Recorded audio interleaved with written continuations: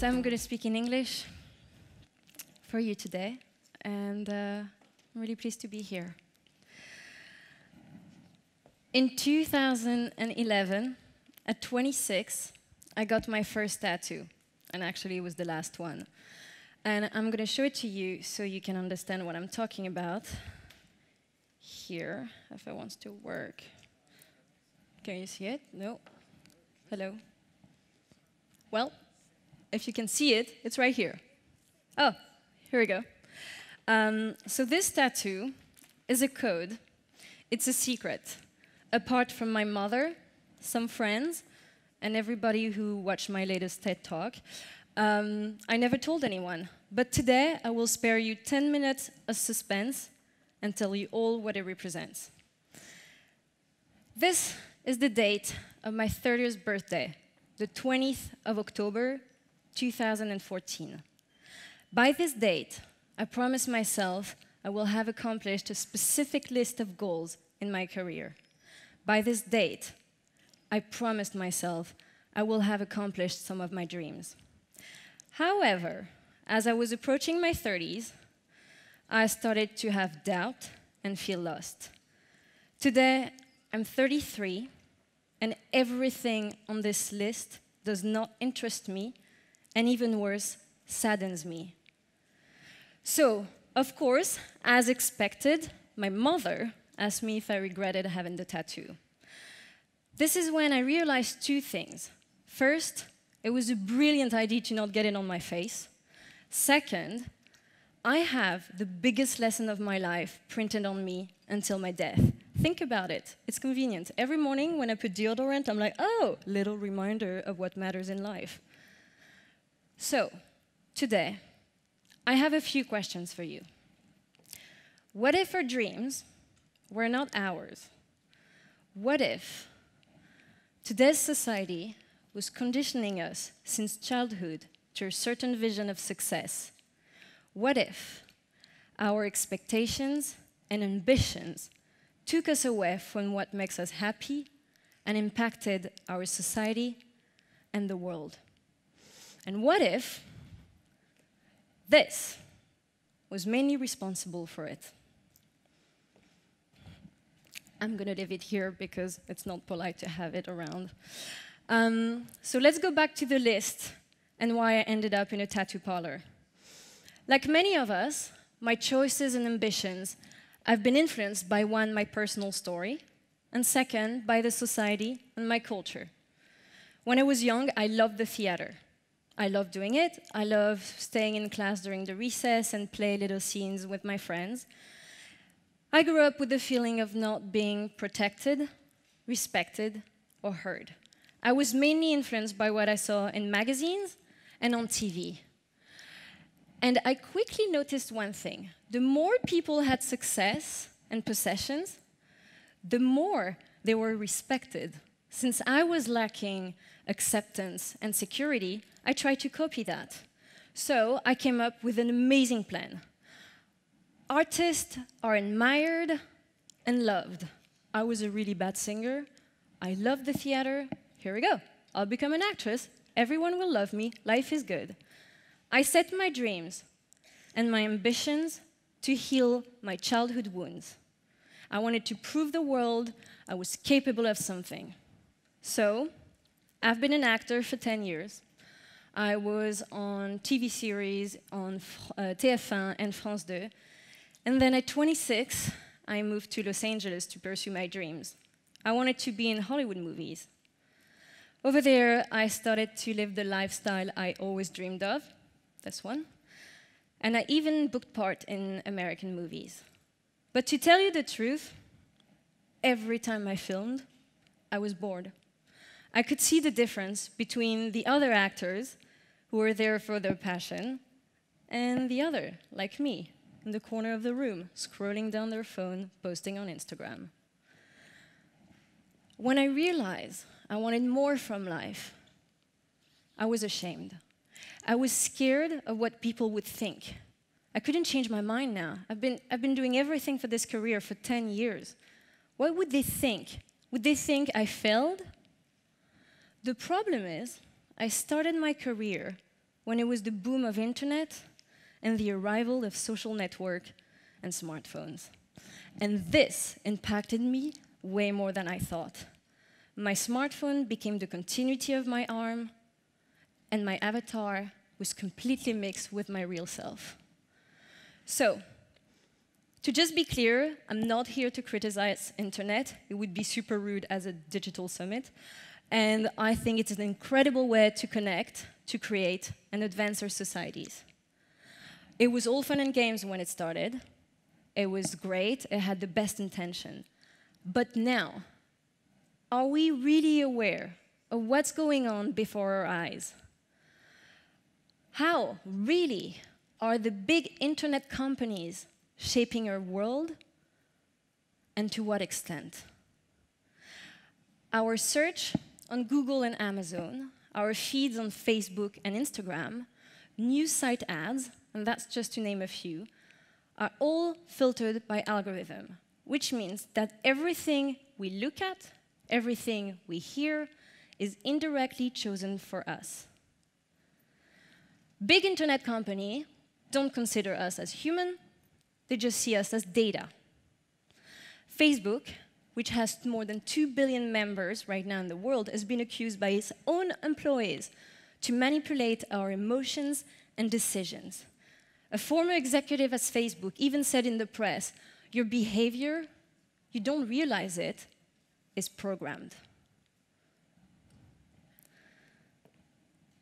So, our behavior is programmed. What are we going to do about it? In 2017, adults spent 5.9 hours on internet daily in the United States. And this is exactly what those big internet companies want from us, to spend more time on their platform for profit. How long do I spend on internet? I don't even know, to be honest. I have no idea. I have no idea because I stopped counting. I think last year I would check my emails about 20 times a day. And the worst is, my behavior was completely unnoticed by my friends because they were doing the same thing.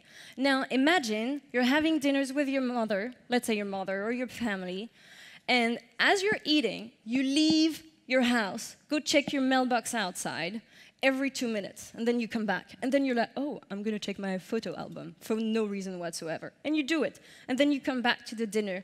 And then you go back outside and ask your neighbor if you didn't receive a package. That would be insanity. So if this is not normal in real life, why are we doing this with this screen? Why? Social media provoke addictions compared to alcohol, tobacco, and drugs.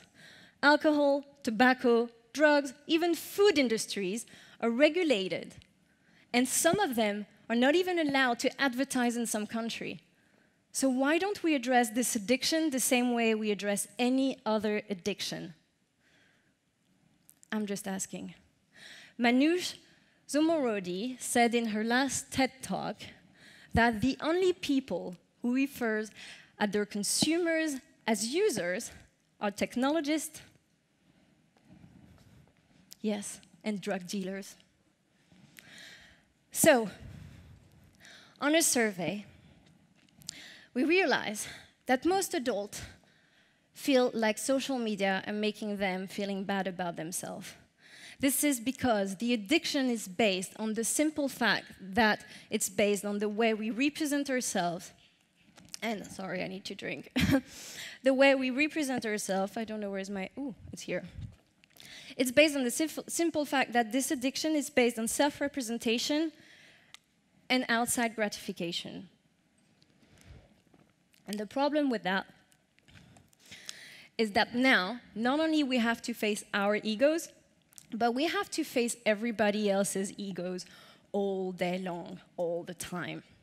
So, social networks pushes us to idealize the lives of others and make us feel not good enough. We're not good enough for work, we're not young enough, not skinny enough, not old enough, not poor enough, not rich enough, not zen enough. We're never enough.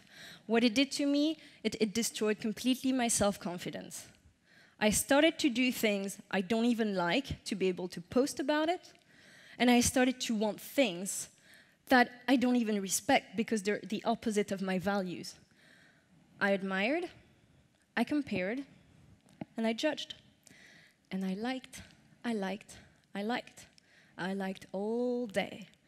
And when I was feeling bad, I used to wake up, post a selfie, and after a few hours and the rush of likes, I would feel better. And after my rush of dopamine, I would crave more and more.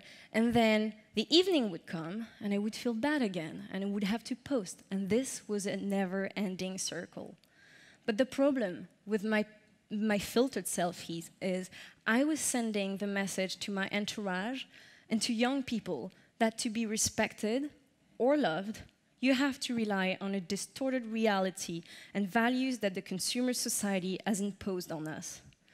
So I'm going to show you an example. If this works, here we go. Yes, embarrassing. This first picture, I posted it 3 years ago. It was after the last photo shoot I did. It was with an incredible photographer, obviously, but everything behind that is fake. I got 2 hours of makeup. I was concerned about my pimples and my dark circle. I was scared. I was in the water. I was freezing. And the only reason why I did this photo shoot is because I knew she was so good, the photographer, that I would have an amazing picture to post on my social media to get attention. The second picture, on the other hand, I took it when I was in Nepal with the organization Build On. I was visiting a program against illiteracy. I met this man with a group of other women. They were all here to learn to read and write. This man was by himself, standing in the corner of the room. At some point, he stood up, went to the board, and started to write something very slowly. Then he turned to us and he said, "My entire life, I felt stupid, but now I can write and I can read." So we asked him what he liked best. He looked at the word, he looked at us, and he said, "I can write my name." This post, the sexy one, got 461 likes. This one, 68. This is the world we live in. Facebook said that 100 million hours of videos are watched every day on their platform. Common Sense Media revealed that teens spend an average of 9 hours a day under the influence of media.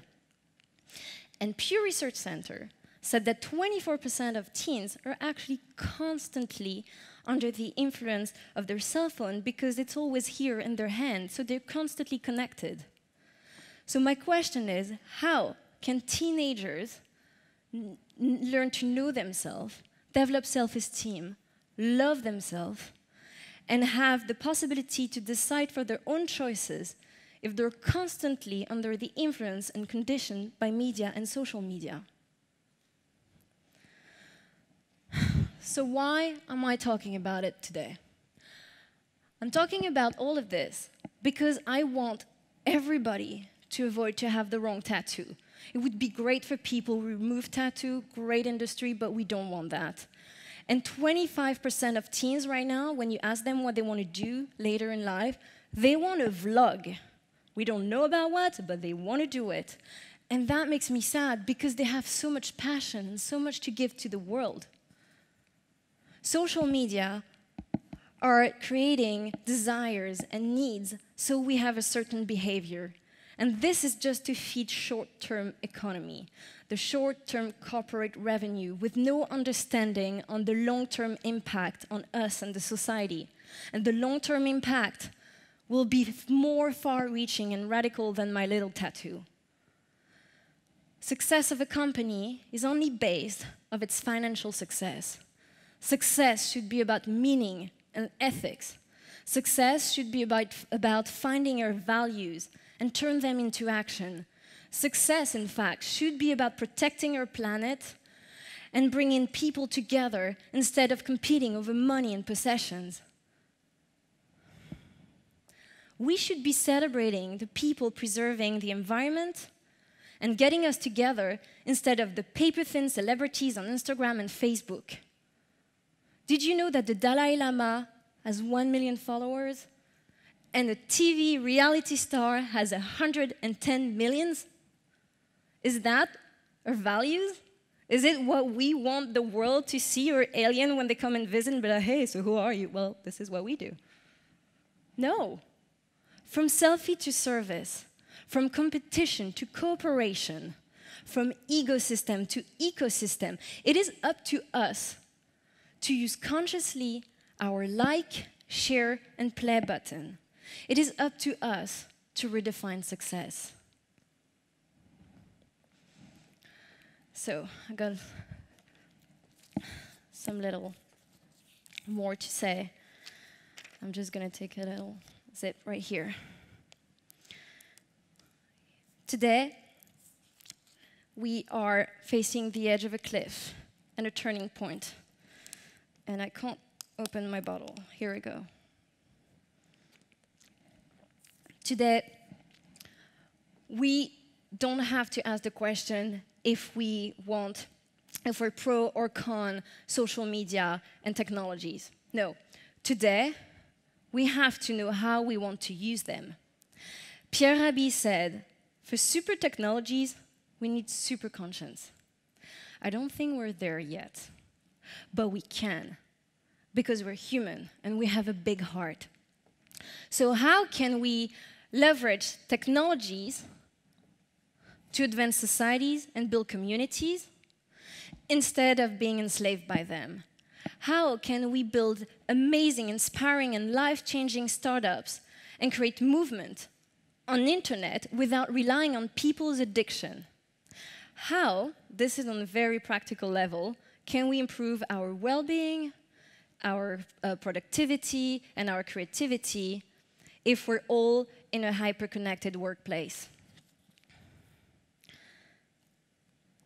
The biggest challenge in the next decade is to bring our humanity and mindfulness in the digital age.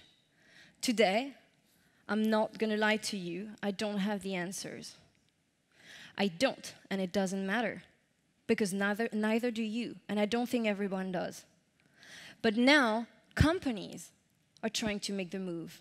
Apple just recently came up with a plan and an app that helps people to reduce the time they spend on internet.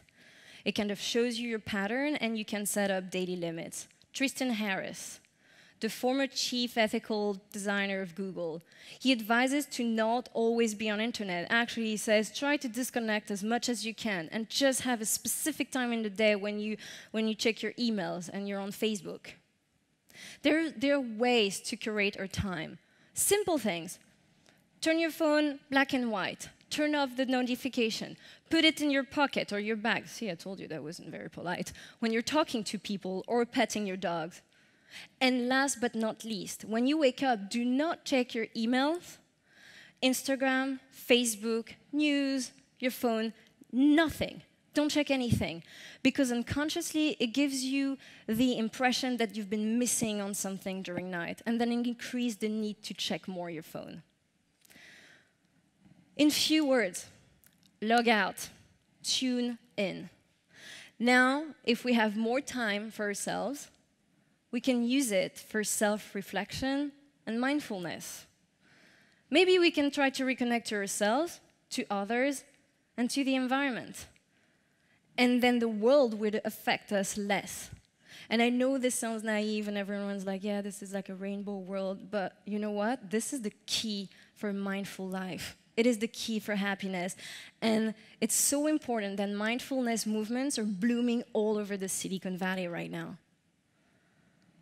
So what helped me was meditating, walking with nature, petting my dog, cookies, simple things in life.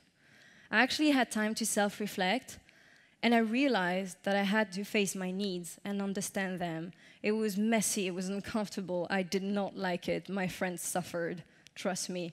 But then I realized that I was lacking love, and I saw my vulnerability.